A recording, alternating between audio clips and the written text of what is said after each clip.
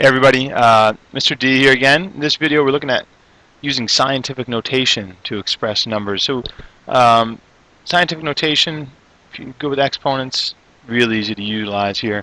What we use it for is in order to rewrite and express numbers that are really, really large or really, really, really small. Numbers that have lots of digits in them, we can really simplify it and write it in a much more concise way. So let's take a look right at it here. Jump in with example 1. Here we have 4.27 times 10 to the 8th. This is a number that's actually written in scientific notation right now. We want to rewrite it in a regular format. If you think about 10 to the 8th, really 10 to the 8th would just be 1 with 8 zeros. 1, 2, 3, 4, 5, 6, 7, 8. Right? Count those 8 zeros. You really have 100 million here. Then you would have to multiply that times 4.27. Okay? So there's a much easier way to continue going about that and to shore up where the decimal places go, etc. Right? And here's the basic rule. We just move that decimal place, however many spots our exponent tells us to do. So if it tells us to move it 8 spaces, move it 8 spaces. So our decimal point was here. We move it 8 spaces to the right. It's positive 8, so we move it to the right. If this was a negative number here, we'd move it to the left 8 spaces.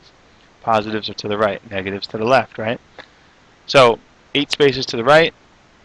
1, 2, 3, 4, 5, 6, 7, 8. And that's why it landed right here. And that's how I ended up with this number, 427 million.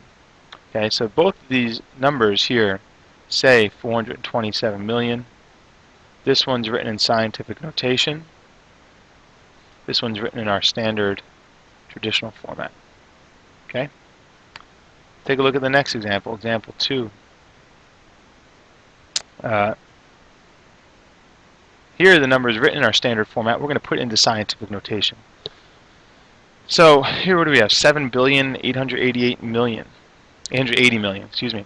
We're going to put this into scientific notation. Take a look here. We're going to move our decimal place until you get a number between 1 and 9. So if you think about it, our decimal is right here. I need to move it. If I put it right here, I end up with a number 7.88, etc. 7.8, is that between 1 and 9? It is. Okay, it doesn't have to be a whole number or an integer for that matter. It just needs to be between 1 and 9. So now what I need to do is I need to count the spaces that I moved it. And that's going to end up being my exponent. So let's count. 1, 2, 3, 4, 5, 6, 7, 8, 9. Okay, so if you look down here. Alright, so if you look down here, what we've got here is our number 7.88 times 10 to the 9th, right? Because I moved it 9 places. Let's look at one more final example here. Here we have a really, really small number, as we talked about in the beginning, right? It doesn't have to be really large numbers, hundreds of millions and billions. Here we've got a number really, really small between 0 and 1.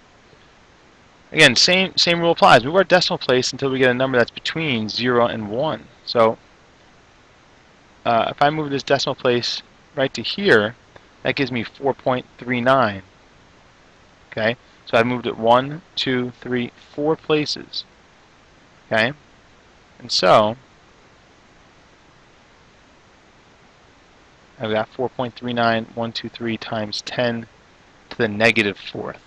Again, because it's a small number, with this decimal place, the way it's written like this, we move it to the left to go back to our original number. Okay, so it gets a negative 4. Hope that's helpful to you. We'll do some more practice in class. See you guys then. Bye-bye.